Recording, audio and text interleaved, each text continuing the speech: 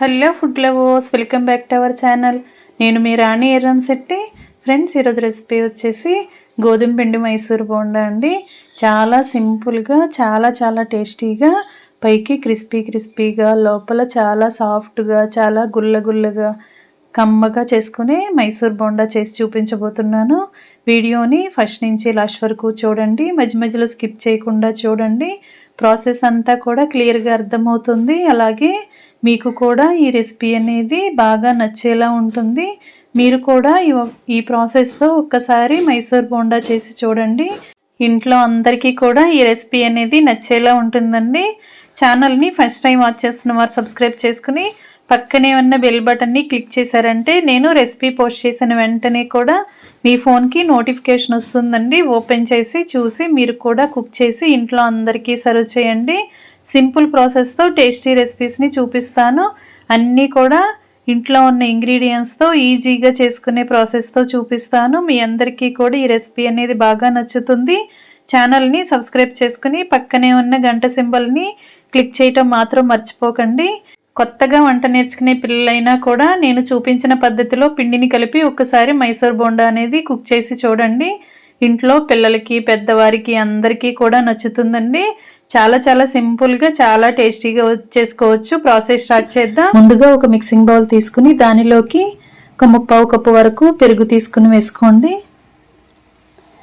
దీనిలో టేస్టీకి సరిపడా సాల్ట్ వేసుకుని విస్కర్తో కానీ గరిటెతో కానీ పెరుగుని బాగా విస్క్ చేసినట్లయితే పెరుగులో ఉండవలు అనేవి ఏమీ లేకుండా చాలా సాఫ్ట్గా వస్తుందండి. ఈ విధంగా బాగా గిలకొట్టండి.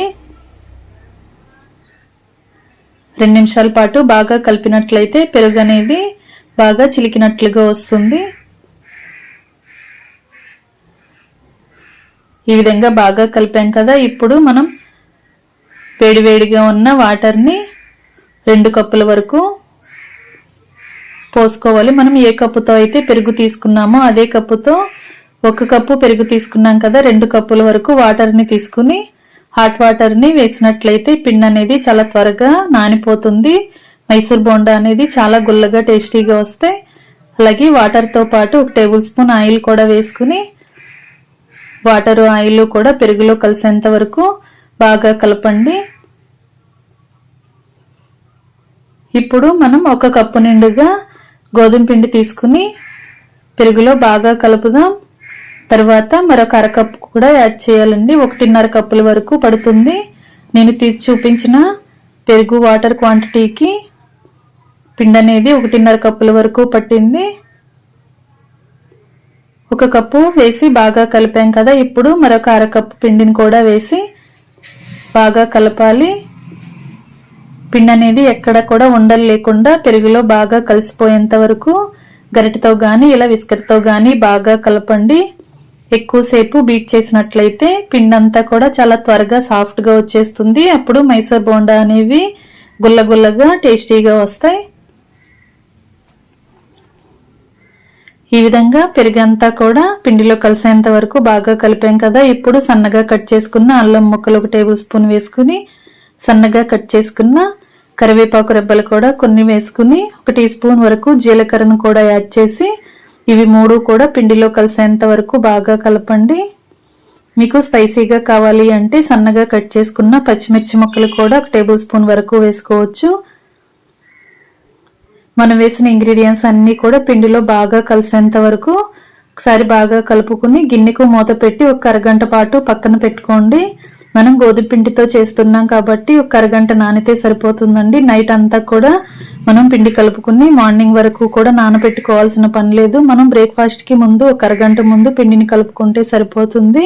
పిండి గిన్నెకు మూత పెట్టి పక్కన పెట్టుకున్నాం కదా. ఇప్పుడు చట్నీ చూద్దాం. దానికోసం మిక్సీ జార్ తీసుకుని బాగా డ్రై రోస్ట్ చేసుకుని పై పొట్టంతా తీసుకున్న పల్లీలను 1 అరకప్పు వేసుకుని 1 అరకప్పు వరకు పచ్చి కొబ్బరి ముక్కలు వేసుకోండి. మీ ఘాటుకి తగ్గట్టుగా కొన్ని పచ్చిమిర్చిని ఆయిల్లో ఫ్రై చేసి తీసుకుని వేసుకోండి. అలాగే 1 రెబ్బ చింతపండును కూడా వేసుకుని కొంచెంగా జీలకర్రని 2 వెల్లుల్లి రెబ్బల్ని వేసుకుని టేస్ట్కి సరిపడా సాల్ట్ కూడా వేసుకుని తగినన్ని వాటర్ పోసి చట్నీని బాగా గ్రైండ్ చేయండి. వాటర్ని చూసుకుంటూ పోస్తూ గ్రైండ్ చేసుకోండి. చట్నీ అంతా కూడా ఈ విధంగా బాగా నలిగేంత వరకు గ్రైండ్ చేసుకుని ఇదంతా కూడా ఒక గిన్నెలోకి వేసుకుందాం. ఈ చట్నీకి పోపు వేసుకుందాం. స్టవ్ ఆన్ చేసి కళాయి పెట్టుకుని 1 టేబుల్ స్పూన్ ఆయిల్ వేసుకుని ఆయిల్ కాగిన తర్వాత శనగపప్పు, మినప్పప్పు, ఆవాలు, జీలకర్ర, ఎండుమిర్చి ముక్కలు, వెల్లుల్లి రెబ్బలు, అలాగే కొన్ని కరివేపాకులు కూడా వేసుకుని పోపు అంతా కూడా క్రిస్పీగా ఫ్రై అయిన తర్వాత ఇలా చట్నీలో యాడ్ చేసుకోండి. మనం చట్నీ చేసుకునే లోపు పిండి కూడా బాగా నాని ఉంటుంది. ఇప్పుడు ముందుగా నానబెట్టి పెట్టుకున్న గోధుమ పిండిని చూద్దాం. ఒకసారి విస్కర్తో బాగా కలుపుకొని దీనిలోకి 1 పావు టీ స్పూన్ వరకు వంట సోడా వేసుకోండి. మనం ఇన్స్టెంట్గా వేస్తున్నాం కాబట్టి వంట సోడా వేసుకుంటే బోండా అనేవి పొంగుతూ వస్తాయండి. ఈ వంట సోడా అంతా కూడా పిండిలో కలిసేంత వరకు పిండిని చేత్తో బాగా కలపండి. 1 2 నిమిషాల పాటు నేను చూపించిన విధంగా వేళ్లను పొడవుగా పెట్టుకుని ఇలా బాగా బీట్ చేసినట్లయితే పిండి అంతా కూడా చాలా సాఫ్ట్గా వస్తుంది. గోధుమ పిండితో చేసినా కూడా చాలా చాలా టేస్టీగా వస్తాయండి మైసూర్ బోండా అనేవి. మనం టేస్టీగా హెల్తీగా చేసుకుంటున్నాం, ఇంట్లో చేసుకుంటున్నాం కాబట్టి మైదా పిండి వాడాల్సిన పని లేకుండా గోధుమ పిండితో కూడా అదే టేస్ట్తో మనం మైసూర్ బోండా అనేవి వేసుకోవచ్చు. పిండిని ఇలా 2 నిమిషాలు బాగా బీట్ చేసుకున్న తర్వాత గిన్నెను పక్కన పెట్టుకుని స్టవ్ ఆన్ చేసి కళాయి పెట్టుకుని డీప్ ఫ్రై సరిపడా ఆయిల్ పోసుకుని ఆయిల్ కాగుతున్నప్పుడు మనం ఆయిల్ని కాగిందో లేదో ఒకసారి చెక్ చేసుకుందాం. కొంచెంగా పిండిని తీసుకుని ఇలా వేసినట్లయితే బోండా అనేది ములిగిన వెంటనే కూడా పైకి వచ్చింది అంటే ఆయిల్ కరెక్ట్గా కాగినట్లే. ఈ విధంగా మనం ఆయిల్ కాగిన తర్వాత చేతిని వాటర్తో ఒకసారి తడుపుకుని చేత్తో పిండిని ఇలా చేతి నిండా తీసుకుని ఇలా నేను చూపించిన విధంగా బోండాలను వేసుకోండి.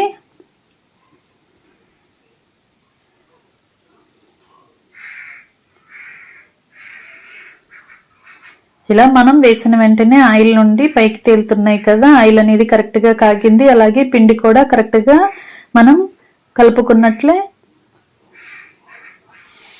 ఈ విధంగా బాగా కలుపుకుంటూ గరిటెతో కలుపుతూ ఈవెన్గా మొత్తం అన్ని క్రిస్పీగా అయ్యేంత వరకు ఫ్రై చేసి ఆయిల్ నుండి తీసేయండి. లోపల వరకు కూడా పిండి పిండిగా లేకుండా చాలా గుల్లగా టేస్టీగా వస్తాయండి. ఈ విధంగా డీప్ ఫ్రై చేసి ఆయిల్ నుండి తీసి పక్కన పెట్టుకోండి. ఇదే ప్రాసెస్తో మిగిలిన పిండితో కూడా ఆయిల్కి పట్టినన్ని బోండాలు వేసుకుని వాటిని కూడా క్రిస్పీగా ఫ్రై చేసుకుని ఆయిల్ నుండి తీసేయండి. ఇంకా రెడీ అయిపోయినట్లేనండి గోధుమ పిండి మైసూర్ బోండా. ఇంకా వేడివేడి బోండాని సర్వింగ్ ప్లేట్లోకి తీసుకుని ఫ్యామిలీకి సర్వ్ చేసుకోవటమే. చిన్నపిల్లలకి పెద్దవారికి చాలా బాగా నచ్చుతుంది. మనం బయట నుంచి తెచ్చి పిల్లలకి పెట్టే కన్నా ఇంట్లోనే చాలా సింపుల్గా చాలా చాలా టేస్టీగా అంతకంటే చాలా హెల్తీగా మనం చేసి పెట్టామంటే ఇష్టంగా తింటారు. మీరు కూడా తప్పకుండా ట్రై చేయండి. అలాగే వీడియో నచ్చినట్లయితే ఛానల్ని లైక్ చేసి సబ్స్క్రైబ్ చేసుకుని పక్కనే ఉన్న గంట సింబల్ని టచ్ చేయండి. నేను రెసిపీ పోస్ట్ చేసిన వెంటనే మీ ఫోన్కి నోటిఫికేషన్ వస్తుంది కదా, ఓపెన్ చేసి చూసి మీరు కూడా కుక్ చేయండి. ఇంకా వేడివేడి మైసూర్ బోండాని పల్లి కొబ్బరి చట్నీతో అలాగే కారపొడి కానీ టొమాటో చట్నీ కానీ అల్లం చట్నీ కానీ ఉంటే వాటితో కూడా సర్వ్ చేసుకోవచ్చు. మీ అందరికీ కూడా ఈ రెసిపీ బాగా నచ్చుతుంది. ఒక్కసారి ట్రై చేయండి. ఎప్పుడు మైదా పిండితోనే కాకుండా ఈ పద్ధతిలో ఒక్కసారి గోధుమ పిండితో చేసి చూడండి.